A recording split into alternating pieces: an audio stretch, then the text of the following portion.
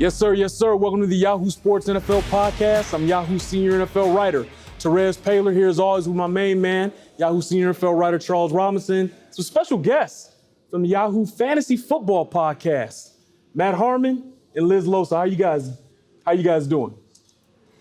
I'm doing great. Nashville's kind of taking it out of me. Yeah, I gotta admit that. I'm living my best life. Yeah. I've never felt more seen than being in this city. I'm not leaving. Husband, we're buying a house in Nashville. She had like a Nashville sushi roll or something. Like, Oh my gosh, last night? Yeah. That was Not an ideal. an interesting choice by us at midnight last night.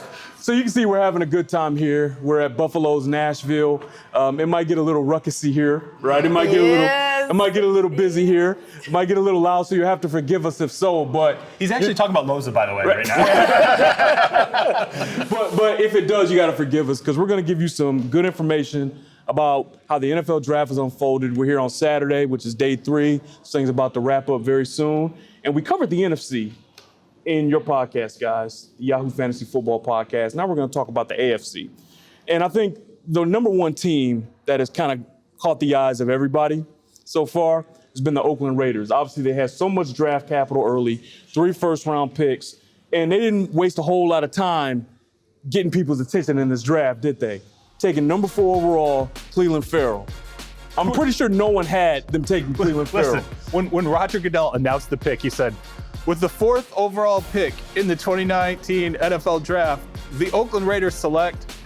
Pause. It was a pause. It was awesome. We sure about this one, guys? Right? He's like, am I reading this? He was like, what? Cleveland Farrell. Yeah, that was a little bit of a surprise.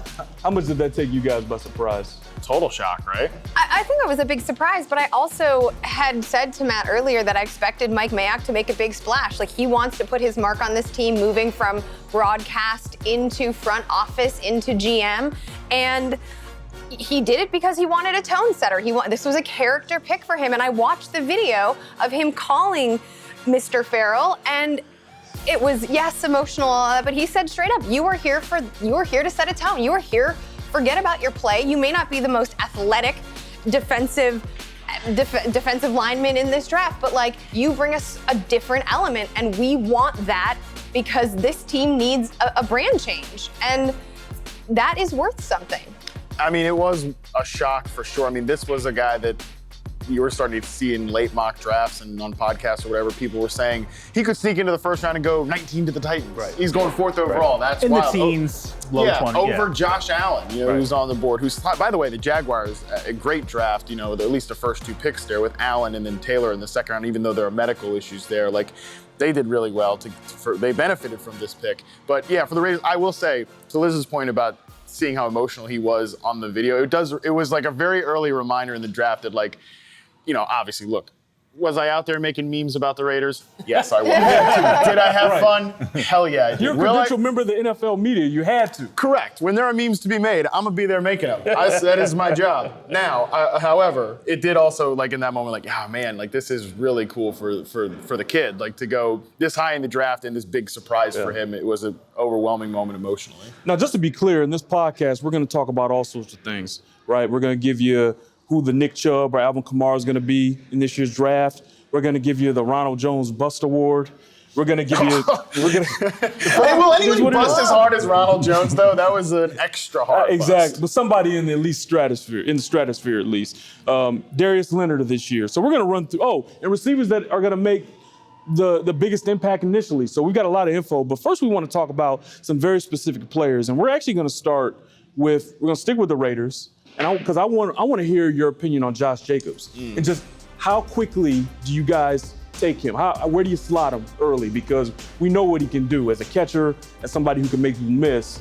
Seems like a pretty intriguing pick for the Raiders. There's a lot of opportunity in Oakland, too. I mean, their backfield was probably in worse shape as anybody coming into this draft with the news that, I think, of the expected news that they weren't going to be back with Marshawn Lynch this next season. So there is a need there. I mean, also, by the way, we didn't talk about this in the NFC podcast, but for Dave Gettleman to take the pick that he got for Odell Beckham and use it for a 340-pound defensive lineman was so Dave Gettleman. Very on brand. And it was very on brand. And for the Raiders, an old school team, John Gruden throwing it back to 1998, for them to take a running back with the Khalil Mack pick is also perfect symmetry there as well. So I do think, though, that this is, look, you can talk about the value of running back, and at the end of the first round, if you want to do all that, but it is a fit where for him, he's going to be that early down workhorse, and I think he also can catch the ball as well. I comp him to like a Frank Gore type player, and I think that's who he's going to be for this team.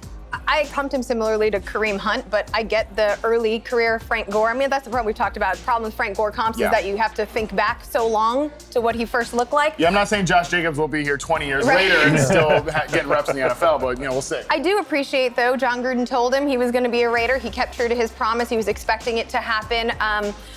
I like him. I like his versatility.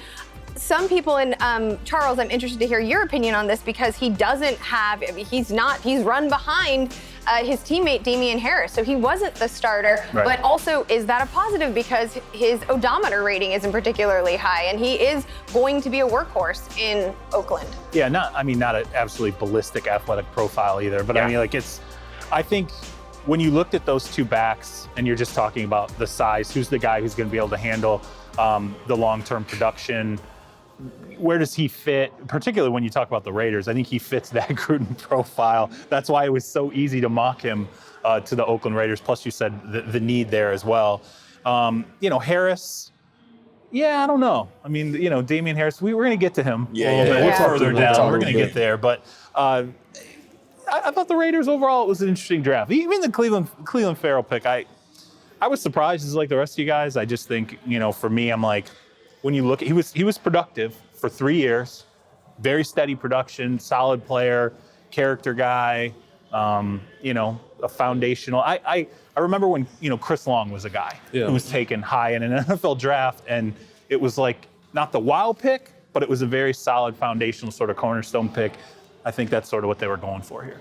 I think it's so interesting they took Farrell, who's a guy I obviously like. He was a member of my all-juice team because he plays so hard, so productive. I love the player. But they took Cleveland Farrell over a lot of players that we all kind of thought would go ahead of him, right? Quentin Williams wasn't one of them. He went third overall to the New York Jets. But also, there's Ed Oliver from Buffalo, right? Josh Allen from Jacksonville. Right. And actually, if you kind of look at this list, other defensive players that are in the AFC now that went early in the first round include Devin Bush from Pittsburgh, which is amazing. Straight up. Yeah. Which is amazing. Wild, Christian Wilkins in Miami, Jeffrey Simmons in Tennessee, Jerry Tillery with the Chargers. These are some really potential high-impact players initially in the AFC. I'm going to ask each of you, of all these fits, which ones do you like the most? And I'm actually going to start with you, Charles. I'm going to put you on the spot. Man, I think we agree, right? Yeah, it's Devin Bush. All the way. Devin Bush. All the way. I think at one point we were joking on the podcast that we would have paid money to put him in like a Ravens uniform. But Are the you sure we Steelers didn't say too. Pittsburgh? We probably said Steelers too. Yeah, I mean, like this is just It's too perfect. If you're just like, let's pick the guy who matches the team mentality best, Devin Bush was going to be the guy for the Steelers. And to me, I mean, everything about his mentality, in a way, he reminds me a lot of Shazier. Obviously, size differences there, but I remember going to practices and just seeing Shazier was just, he practiced like he played. And you'd be like, dude. He's a tone setter. Yeah, you're out here, you're wiping guys out in practice. Right. Like, he's a tempo that's setter. kind of Bush. Flying around, Yeah. that's just like what he does. One thing that should be mentioned, too, is that he's not quite the athlete Shazier is, but as a football player and leader, it's real. I think his mentality It's is really very hard similar. to be a captain as a true junior at Michigan. Yeah. Like, that's really hard. Yeah. And he was able to do it. But I'm going to throw it to you, Liz. Who would you say on this list really stands out to you as the I don't know if most this impact stands guy? out as a splash, but it stands out as a smart, economical pick. I like Tillery. Oh, yeah. The Okay. Chargers Yeah. didn't have a DT on their dang roster. They needed somebody. This kid out of Notre Dame plays hard, like his style. So I really appreciate sometimes that there's a team who sees a hole, fills a hole with the best available player on the board, and moves on. So I And like we know, that. had it not been for the injuries, Tillery, Right, exactly. he's not the 28th pick in the draft. This is a guy that obviously I think as long as that checks out, the shoulder, he's going to be okay. So. Well, the Chargers got to invest in some sage. Yeah. And they got to smudge That's a for whole sure. lot. They got to Yeah, smudge no a whole lot of that soccer stadium they're playing in. Matt, where you at? I love Quentin Williams at 3. I know it's the easy layup, but he's That's a player. fine. He's a player I got to talk to before the draft and just was such a great story. Awesome. Number one, and such an awesome guy. Also, by the way, I'll say this, I'm 27 years old. I'm the youngest one He on the likes table. to remind everybody all I like the to remind time. everybody of that all the time. However, Quinnen Williams was the first guy. I think this was the first draft where I started to look at these guys like, damn, they're a lot younger than me. And like when I looked at Quinnen Williams before I talked to him on the phone, I looked at his picture, I'm like, that guy is like, because he's got like this baby face, but he's an absolute badass on the field. And I think he's the best. I thought he's the best player in the draft. And,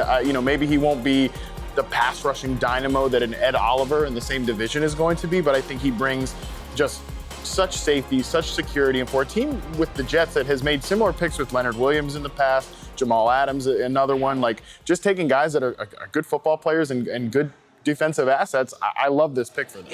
I try not to get like too into like the joy of talking to guys in the process because always That's a good way to like get scammed. a year or two later, you're like, oh my God, like what was I thinking? But this was that one where I tried really hard, but I'm like, man, I really like this guy.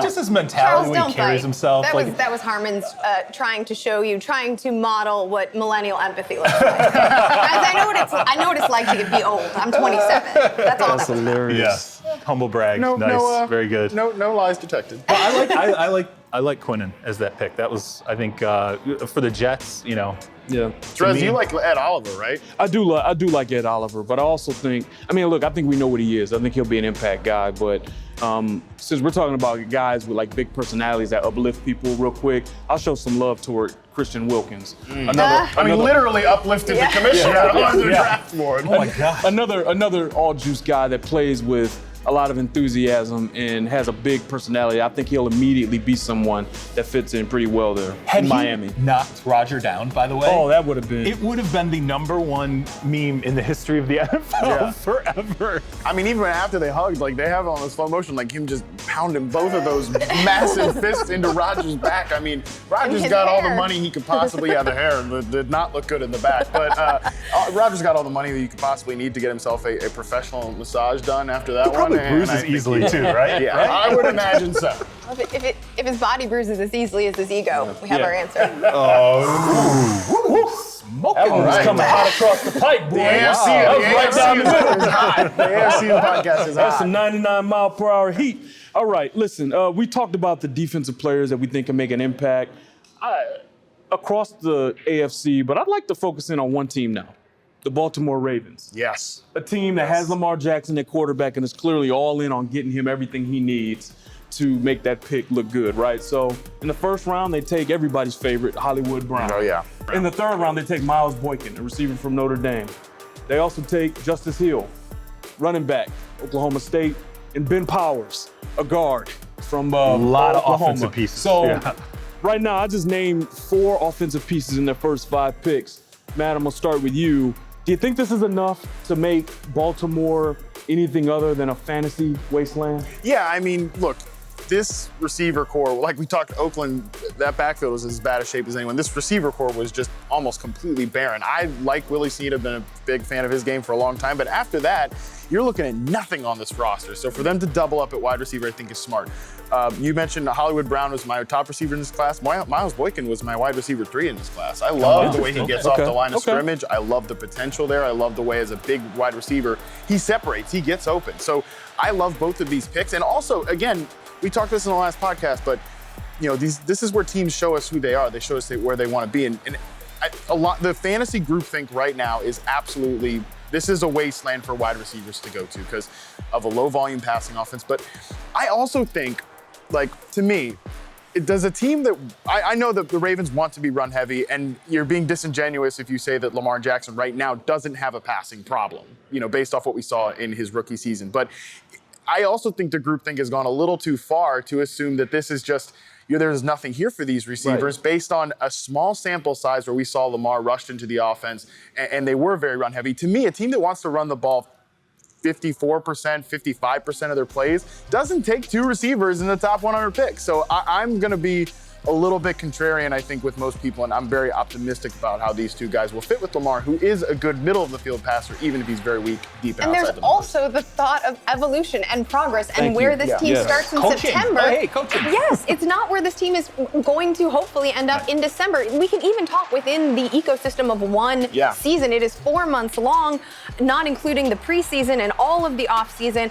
Also, how do you fix inaccuracy? Well, you get the best damn ball tracker in this year's class. And then you get a Kenny Golladay-esque contested catch guy who can climb a ladder. And I mean, we saw Carolina try to do it with skyscrapers and Cam Newton. Right. So I think if you're going to if you're going to unite, not reunite, but unite hashtag team small receiver and hashtag team tall receiver, these are the two assets to do. Yeah. I'm really, really excited about what Baltimore did. And you have 1,000 tight ends, and you have Mark Ingram, who's a pass catching back, all there to help elevate Lamar Jackson.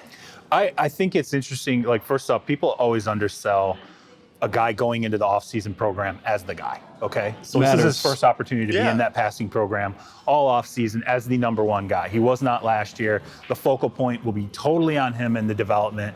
I think what's interesting, and Liz, you touch on it, you just took two wide receiver options that don't do the same thing. So Right. you're So indicating, important. so you're indicating to people, we want to open this up and offer him a varied plate in front of him. We're going to give him a menu of different things to do with wide receivers now. We're not just going to take a bunch of small guys and go slant, slant, slant, slant, slant. Let's just run this. Let's get the ball out of his hands in the first 5 yards or 10 yards of the line of scrimmage.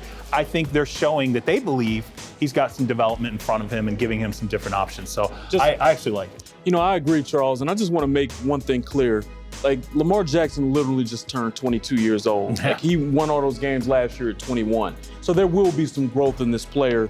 And like you said, it was important to have some varying skills here between Boykin, who's huge, and Hollywood, who's small. Hollywood can take it the distance at any time as a run after the catch guy. So good job by the Ravens. Another team in the AFC I think did a nice job in general was the Denver Broncos. They traded out of the top 10. That certainly made the Noah Fant pick more palatable. You can certainly find some people who aren't crazy about it. You find as many who are, especially from a fantasy perspective. What I like most about their draft, however, is taking Drew Lock in the second round. Yeah. You trade back up to get Drew Lock, your quarterback of the future. There's less pressure for him there. Now all of a sudden, Joe Flacco probably feels a little less threatened by the guy because he's a second-round pick as opposed to a first-round guy. And also, it's cheaper. It's not the same investment. And Dalton Risner's an all-juice guy. I think he's an immediate help. Yeah. It's just so nasty. He's steady in pass protection. He's a really good football player. But I am interested to know, Charles, where you at with what the Broncos did? Because you seem a little flummoxed. I think it's funny to think that now there's no pressure on Drew Lock. Listen, Drew Lock, I really don't. Go ahead. Well, no. I mean, from an organizational standpoint, I get that because of where they took him. But in terms of, what I was told early on was hey, and this was from somebody inside the Broncos. I don't think we're going quarterback at 10 because John doesn't want to get back in the barrel right away. The circus. Oh man, Joe Flacco had a bad game. Let's move to so and so. Well, you're in the barrel because guess what? Fans aren't dumb, and every single Denver Broncos fan, when Drew Lock came off the board, said, we just got a guy that we could have taken at 10, but we got him in the second round. But they still look at him like he's a first-round pick, right? Yeah. So the thought process is, as soon as Joe Flacco has a bad game, we got to get a look at Drew Lock. When are we going to do this? When are we going to start the Drew Lock process? So I'm not saying I don't like I like the value there for the organization. I still think the pressure's there. And I still think if you're Joe Flacco, you're like, man, I just got out of this situation, and I'm right back into this situation again. And Liz, Matt, I'm going to have you guys jump in on what you think Noah Fant can do in this offense. But one thing I will say, I think Locke wants to sit a year. And I think that this situation with Flacco is going to come down a little bit to how he handles Flacco. And this is where his personality, which is very good, he can win you over easily, will help. It's up to him to ease that relationship with Flacco, which is crazy because he's 22 years old. But I do think that's going to have some role in how those two get along. But you guys, where you at with Fant? Well, I want to talk about Drew Lock because I feel like I've been defending Drew Lock takes for a month. I like him a lot. I like what he can do. I had him ahead of Dwayne Haskins for a lot of reasons that we don't need to talk about right now, but I love his potential. I love the fact that you're talking about his personality and ability to navigate maybe issues bigger than him. He did that at Mizzou with 3 different offensive coordinators throughout his career there. So when you want to knock his mechanics, I wonder why. What stability has this kid been given? I dig his arm. I like that. Matt and I have talked in previous podcasts, the Yahoo Sports Fantasy Football Podcast, by the way, which you should subscribe to, that there's a nice ecosystem for him there. And Joe Flacco may want to play all 16 games this season, but I don't know if his back might not can, want to. right? I mean, dude better be investing in some Tiger Balm, because I'm not quite sure we aren't going to see Drew Lock. I hope for Drew Lock's sake he does get to sit and find some of this nuance, but I think he is a guy, he's being coached up by Jordan Palmer right now, so I think some of those mechanics might get eased out. A guy who's similar to Jay Cutler in style and Eli Manning in personality. I think this is a nice opportunity. I just had to give my Drew Lock love for a second, but in terms of Noah Fant, explosive player, drops a lot of balls, so maybe Eric Ebron hands here a little bit. Yeah, I mean, it's a problem, and it's something that could potentially affect Joe Flacco's trust in him. Like, he's got to catch the ball. And like Charles said, tight ends as rookies, if you have issues with drops, it's an easy way to sit early, more than people think. I think, though, with Noah Fant, Joe Flacco, to me, is not a guy that this team is building around for the future. Like, I would say he's not going to be on the roster in 2020. They traded a damn fourth-round pick for him, I mean, right. At this point, I think I'd take the under on 16 games started this year, too. But at the same time, you can't really run Joe Flacco out there and not have an option at the tight end position, because that's just a position he's shown for a long time that he is comfortable with. Yeah, but none of them can stay healthy. Jake Butt, we've seen nothing. Jeff Heuerman, we've seen nothing that positive.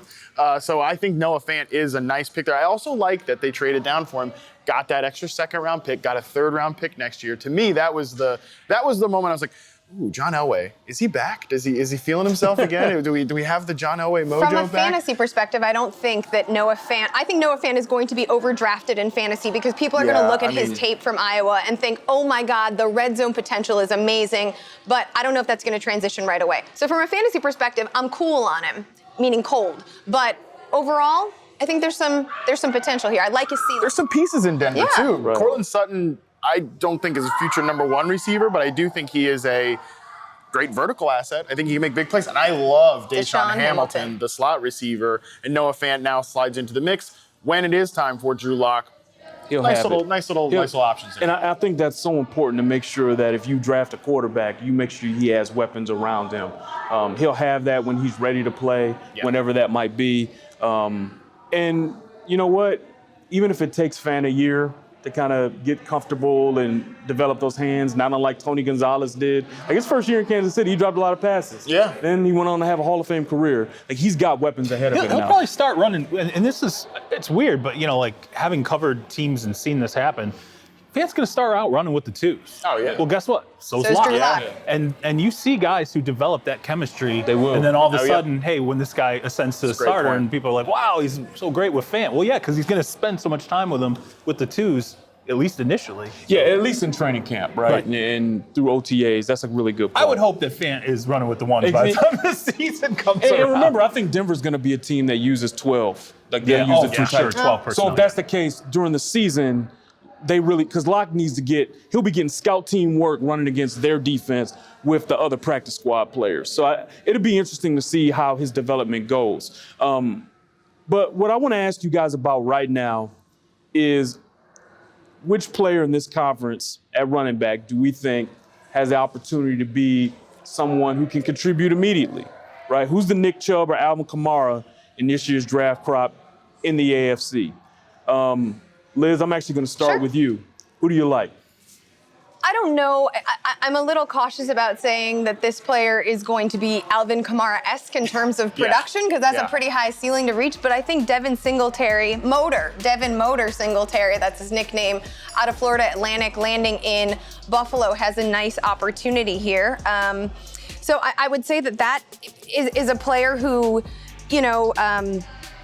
when you look at the combined age of the backfield in Buffalo at 62? Yeah, right. You've got this young guy. He's not an every down player, but he does have some skill as a receiver, and he's tough. Nice combination of toughness, balance, and creativity is what I wrote in his scouting report. So I like all that. I comped him to Dion Lewis.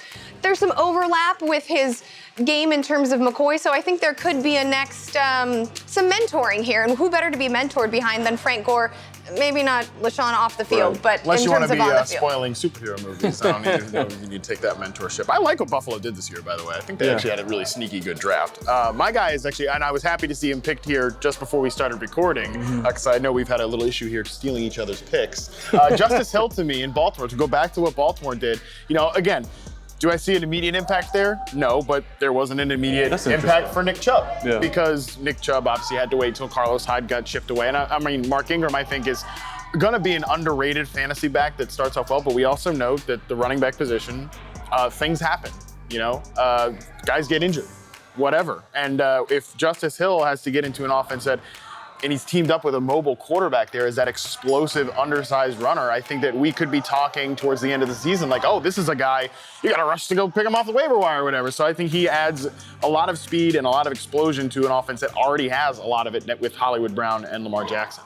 Oh, listen, I'm not putting anybody in the Chubb or Alvin Kamara neighborhood. I mean, that's so hard to do, but particularly middle round guys. I'm going to go the opposite. I'm going to pick a running back I know you're not going to like, and I'm sure that he will come up later when people say stay away from him, but only because of what I heard from teams about the talent level. Damian Harris goes to the Patriots. There's a million running backs there. So there's already, I will say straight up, opportunity problems, plus the way plus the way the Patriots use their running backs. Good luck. Good luck figuring out who's going to be the starter and get the reps in any given game for the Patriots. But I will say this for Harris. As much as we talk about the running backs, and in particular, Josh Jacobs, who goes in the first round, there were a lot of teams that actually liked him, like Damian Harris, and said this is a guy that I think, as you said, got starting reps at Alabama, can be a very reliable player, was an absolute top-end talent when he goes to Alabama, and then goes into a situation where there's a ton of running backs at Alabama and gets overshadowed a little bit. Alvin Kamara, I will remind you, when he was at Tennessee, was a guy that came out of Tennessee. He wasn't the starter, okay? He was a guy who had to split time at Tennessee, and but there were guys who really liked his talent coming into the NFL. I think Harris is someone, people like his talent. He just goes to a place where you just never know who the running back is going to be the chosen. But it actually doesn't bother me that you picked him, in the sense that I wrote a column a couple weeks ago about bust-proof players. I picked 8. He was actually one of them. I believe in him as a player. He blocks, he catches, he runs hard, he takes what's given, and generally gets a few yards more than that. So he's a good football player. So I actually do understand it. But if I'm looking for someone who's going to be a major impact in fantasy, I'll roll the dice on Benny Snell from Pittsburgh. Here's why. The crowd goes wild again for Terez. I'll do that, and I'll do that because James Conner had an injury last year, and I'm not crazy about the depth behind him. I like Jalen Samuels as a player. I think he should be more of a fullback, kind of, or H-back, but as a feature back type, I'm not sure that's what he's best at. I think he's got a little more Zach Crockett in him than we want to admit, right? So I think someone like Benny Snell, who has run for 48 touchdowns in his career. There's been production. I like that. Who's a tough guy, who runs hard. I like that too. Yeah. And look, his name is Benny Snell. That's a Pittsburgh running back if I ever heard one. So I think that, unfortunately, in the AFC, I don't think there's really anybody that kind of rises to the level of this question I asked. Yeah. But I do wonder if there's someone that will kind of fit this box a little bit better. Because our next category is the Ronald Jones of this year. And that's the first, second, third round guy who underperforms his value. And Charles, I'm actually going to start with you. Who do you think isn't in the best situation to succeed fantasy-wise? Only because of who he conceivably replaces is Mecole Hardman, obviously. Interesting. The Georgia kid goes to the Kansas City Chiefs, and he's got speed. We know what we can do, but the problem is there's going to be the comp. People are sitting there and they're looking at the Chiefs and they're saying, if Tyreek Hill, even when he was chosen, this is the Tyreek Hill replacement. If he goes off the roster, this is the guy who replaces him. That's the last player in the NFL, at least from a football standpoint, that you can replace. The guy is completely unique.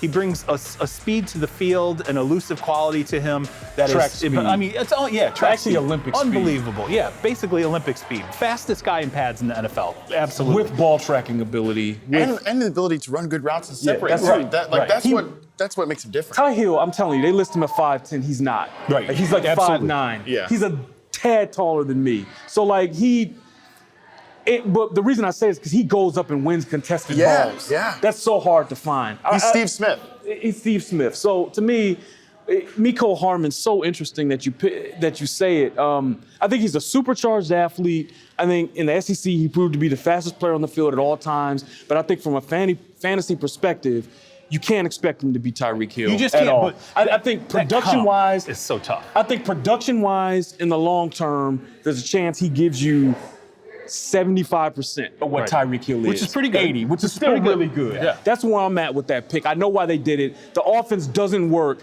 without the dynamic, elite, track speed Olympic guy. It just doesn't work the same. Assume that this is the next No, Tyreek you Hill. can't. No, but it just doesn't work the same. But if a guy can give you 3/4 of that, maybe you have a chance to keep having the elite production. You have some value, some fantasy value there. So the ceiling you're not going to hit. I think that the Hardman pick, to me, says more about Kansas City's relationship with Tyreek Hill than whether or not I'm going to draft Hardman in fantasy next year.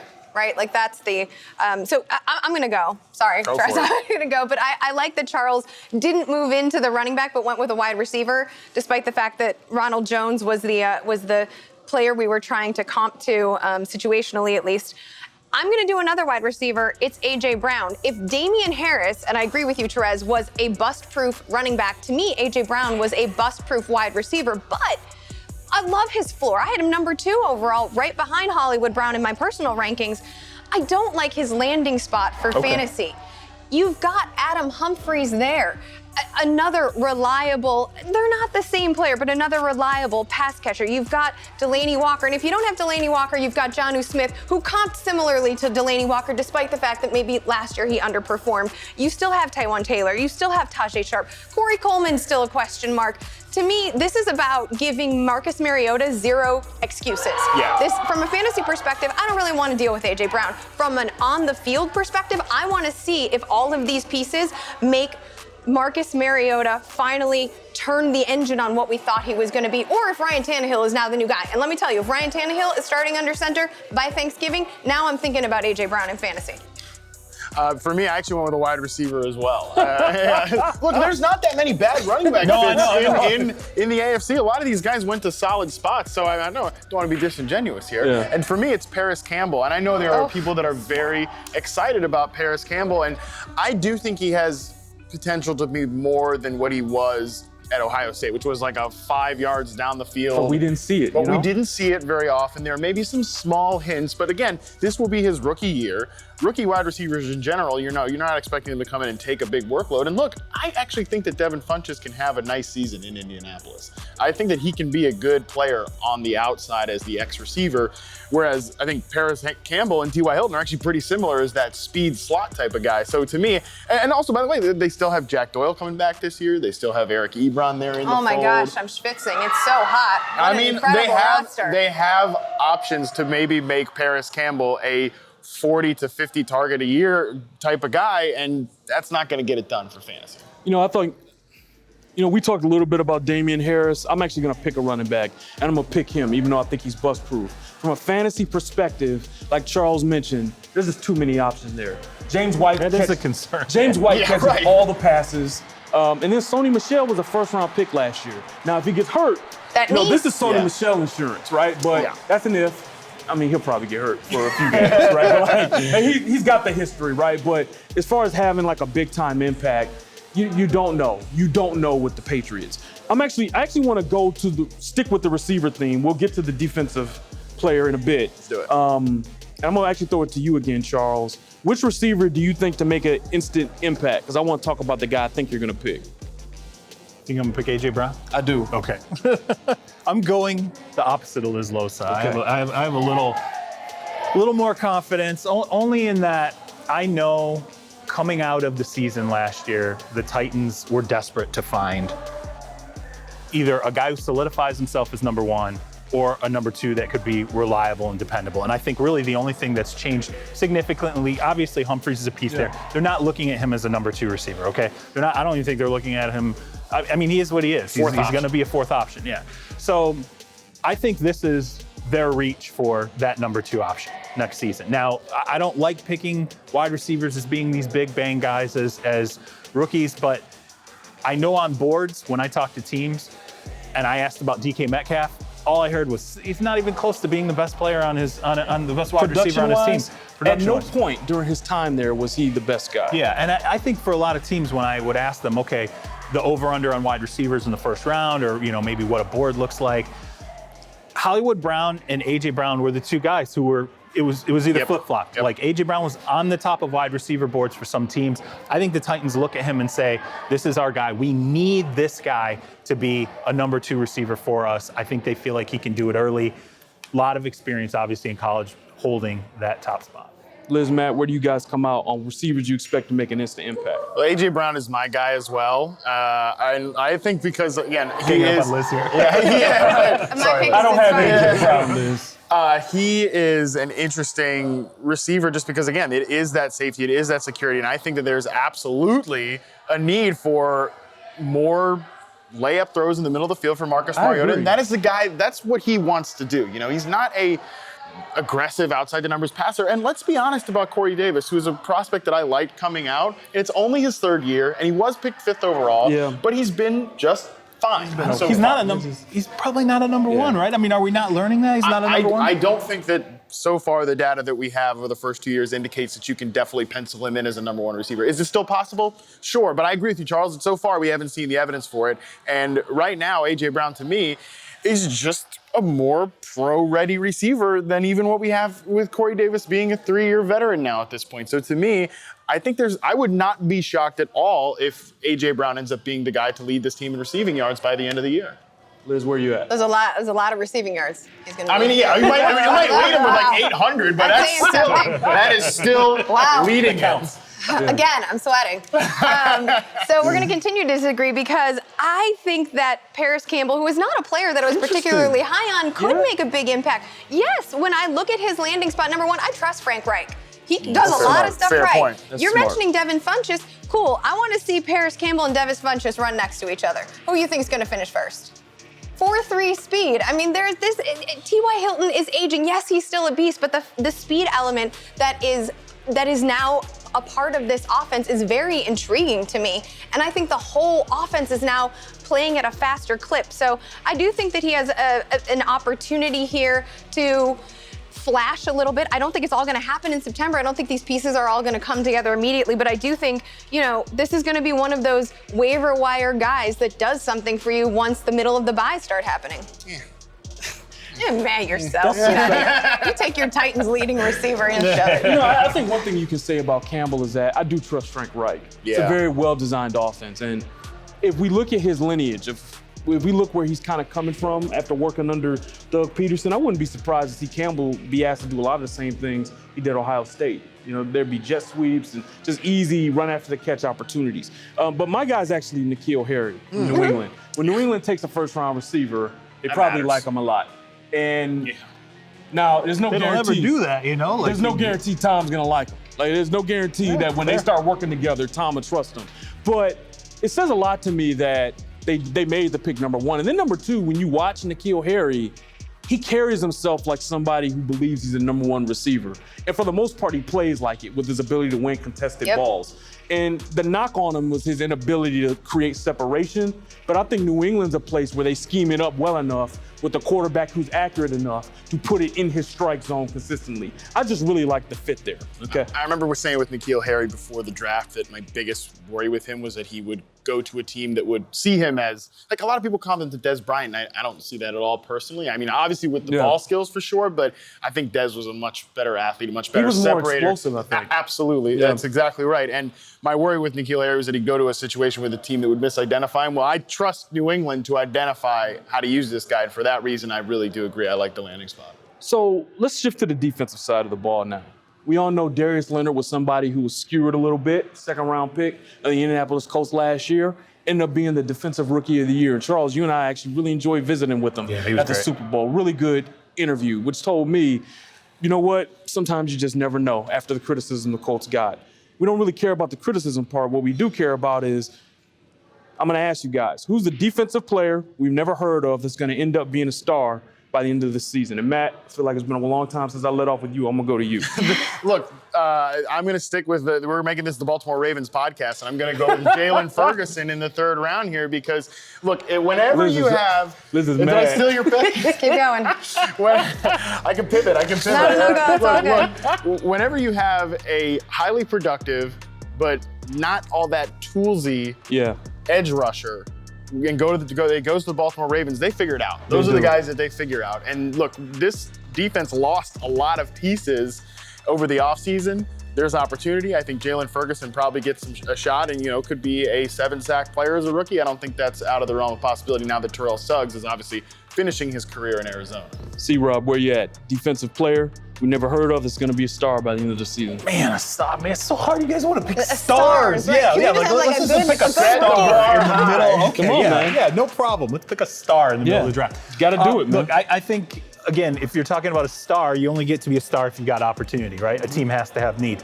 I think Max Crosby, the kid who's, maybe a defensive end, maybe an outside linebacker for the Oakland Raiders, comes out of Eastern Michigan. He was someone that, I remember after the combine, I said to teams, who are you going back and checking tape on now that you've seen them at the combine? And I had a number of teams put Crosby in that group. Like, he's a guy we got to do a recheck on because he frankly, they thought he was great. He looked really good at the combine. And I heard his process was very good. The Raiders need as much pass rush help as they can get. So I think this is a guy that he's got some athleticism to him, still has some development to go from a pass rush aspect. But he's going to get NFL level coaching here coming out of Eastern Michigan. I always think that's good. The need is there, okay? And it's a guy who's got some athleticism, I think had a good process. I always like those guys getting a little momentum going into the league. Allow me to stay in the AFC West. I'm going to pick Nasir Adderley. I love the player from Delaware. Great one. Highlight reel is insane. Hard hits, one-handed interceptions, has some return ability. But more than anything, I love where he's going. Yeah. You compare Nasir Adderley with Derwin James. Yeah. Under Gus Bradley. Yep. Gus Bradley knows how to use two-star safeties. He did it in Seattle with Earl Thomas. He did it in Seattle with Cam Chancellor. I think those two complement each other really well. And we know that in that scheme, immediate plug-and-play guy. And how about this? Even if he's not one of the top two safeties, he'll see the field because they play three safeties a lot. Yep. So I love the fit there for the Chargers. And they love him so much that they considered taking him with their first. I mean, that was a guy that they had, a late meeting with. He was one of their visits, and they really, really, really liked him. And I actually thought that was what was going to end up happening. He was going to go off the board at the end of the first of them. Liz, where you at? Well, y'all, I don't know if I like this star situation, but I will say that there was a pick that intrigued me a lot, partially because we haven't really talked about Greedy and how much he fell. Yeah.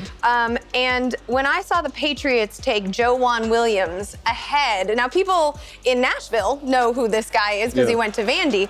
So the bar went a little wild when that pick happened because he's a local kid, but I thought that was a really interesting pick. A versatile guy, 6'3", nice body.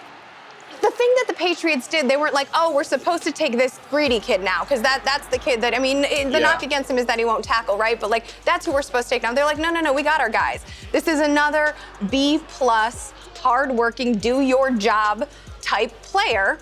A nice, versatile player that can be molded, and so I like that pick a lot. I don't know if he's a star. on-brand guy. Yeah. I mean, he really is for the Patriots. And the So, Patriots, by the way, have had a great draft, I think. Yeah, unbelievable draft. Picking up Chase Winovich in the third round. Unbelievable. Another really on-brand pick for those guys. And I actually agree with you, Liz. Joejuan Williams is a guy who will come up and hit you. He's just so long. Right. As long as he can pick up the mental stuff of what they ask their defensive backs to do, which is a lot, right? He'll be all right, and he'll be a pretty good fit there. The best run team in the NFL, the Patriots. Absolutely. Taking a running back on day one last year and it's day two this year, despite, analytics, Twitter, and, the running backs don't matter, whatever. Great middle finger to They do their own thing. Twitterverse there from the New England Patriots. All right, so the final topic we're going to broach, which you guys should all like because it doesn't involve the word star. Shout out to our producers. Not a fan of the producer questions. I think we're going to take a look at vetoes and overrides. I'm going to make you guys a commish. You have the power to veto one team's draft pick and select someone else. All right, so I'm going to start with you, Liz. You have one pick to veto. Who do you take instead? I know I'm vetoing. I don't really like Deontay Johnson, number 66, to the Steelers out of Toledo. There's some holes. I don't know if anyone's aware of what's happened to the Steelers. A little bit of drama. Matt and I like to say that team needs a mom. That's pretty good. I will mom them up. They do. Someone to be like, Seriously. go to the corner. Yes, that's good. You get a timeout. Be nice to your brother. That's good. So there's two giant pass-catching options missing. I mean, and replacing AB is no small feat. I kind of appreciate that they didn't just try to do that because you can't just do that, but taking a guy who's a better special teamer than he is a receiver, I don't know. I think it's kind of weak. I would like to see them reach higher and maybe had a little, for all the talk, back it up with something. Yeah. I think in that same vein, someone like Hakeem Butler, there's a little plexical burst in him. Right. I think that would have made a little bit more. So I hear what you're saying. Charles, where you at, brother? I'm going to take Jonah Williams off the Bengals roster. And Interesting. it's not because I don't like Jonah Williams. Yeah. I think he, could end up playing tackle. Probably, I still think he probably projects at guard if you listen to teams, even if he doesn't want to play guard. Athletically, he's below the means. He is. He's below the means. But it's not. Again, I think Jonah Williams can be fine. It matters less. That matters less on the interior. It does. It matters less on the interior. And frankly, the Bengals are Andy Dalton's. Look, there's no way. There's signs. People have been talking about this. I thought Andy Dalton was going to get offered to the Redskins as soon as the season ended. There was actually some talk that might happen. Yeah.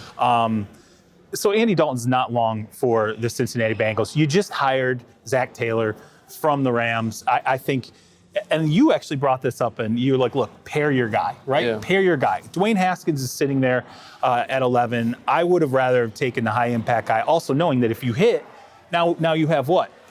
Something that the Bengals really like. A cheap, talented player for a long time. Exactly, right. So to me, that just made more sense, Dwayne Haskins there, than a guy who I think could probably end up being a guard at the 11th overall pick. What do you say, Matt?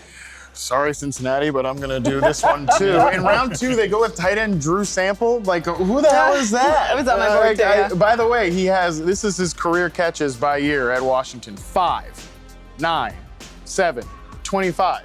You could say, Terez, that they were working off a little bit of a limited sample there. Very nice. Are we just going to end it there? I mean, we're done. Look, that actually might have been worse than the Darius Ruckusy joke. I mean, Ruckusy joke. Look, if we had got the chance to veto this pick, we could have all been saved of that god-awful pun that I just made.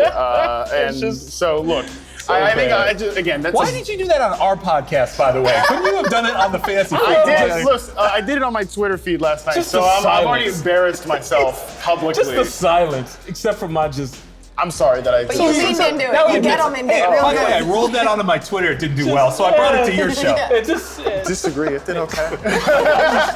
So I mean, again, this to me, we could have not only could we have been spared from this awful moment that we all just got to experience together, but I also just think wild pick for the Bengals. I know that obviously Tyler Eifert's not a reliable player, but I agree. Look, they could have also gone Will Grier in the second round and maybe given themselves a guy who could compete with Andy Dalton there. So I just think that there was a lot better picks on the board there. I'm gonna team up on the Bengals. Actually. Holy cow! Wow, really? Look, I just take Dwayne Haskins. We know where Andy Dalton is at this point, and you have an opportunity to sell some jerseys and also get a franchise quarterback.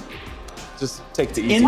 It's in the state of Ohio, so there's just so much there that makes sense, particularly when you have the quarterback coach. Unless the Bengals are so cheap that they're like, we hired this guy to fix Andy Dalton, not to now replace him. All these years into his career. And also, by the way, too, Zach Taylor succeeds with a quarterback in LA in Jared Goff, who's very similar to Dwayne Haskins. Very similar. This is an inside of structure guy only. And maybe they felt that the structure wasn't there. A, B, C, D offensive options, right? Right. That's what you always heard about Jared Goff. Limited athletic profile, all these things. What were you going to say, Liz? Oh, I was just going to say they were in a perfect opportunity. I like to say that the Bengals are in the burn it all down position, which is not a bad position to be in. And we see what Arizona, in a similar position, is willing to do. And the lack of willingness, like you're burning it all down, but also then not just willing to rebuild. You're just going to let it be burnt grass and hope the dandelions take over. I don't know. Poor Bengals. Bengals fans listen all the way to this podcast like, oh, this is, we haven't got this one. And then right at the end, just dunk. They're heading over to Cleveland. It's the other team in Ohio. Marvin Lewis held on to the job 2 years longer than he should have. They know. Yeah. They know what they deserve it. Final thoughts from a busy but fun draft week in lovely Nashville. Start at the end. Liz, what you got? We didn't talk about Josh Rosen. This is the AFC podcast in Miami. I mean, Miami to me is doing the opposite of what they've ever done. They didn't pay for some washed veteran and a lot of big money, right? They took this incredible value. We're living in a world where Andy Isabella and a later pick. First of all, Andy Isabella went off the board ahead of DK Metcalf. And also, you just shipped Josh Rosen for minimum. I mean, Josh Rosen and a fifth for Andy Isabella. It's crazy. And also, for a team that was theoretically going to organically tank, they sure look like they're putting some pieces together. And I don't think you have a first-year head coach coming from New England that's going to just be like, yeah, let's tank this. So I think there's a chip on Rosen's shoulder. I like it. We'll see, at what point, whether he's starting week 1 or whether it's Fitzmagic. I also think there's a nice opportunity. I think Fitzmagic seems to me like a guy who'd be willing to mentor Josh Rosen too. Yeah. And so he's not Joe Flacco on the other. I like the fit. Where you check in, Matt? Final thought. I mean, exciting draft. I loved it. I had a blast. Nashville has taken a lot out of me. I think I'm leaving the city a little heavier than I thought I was when I got here. It's a great city. Love it. Enjoy it. Must be rough on your 27-year-old frame. Charles, I'll work it off. Don't worry. You don't have to worry about me. While I'm busy writing you and Pete Carroll taking your shirt off in draft meetings.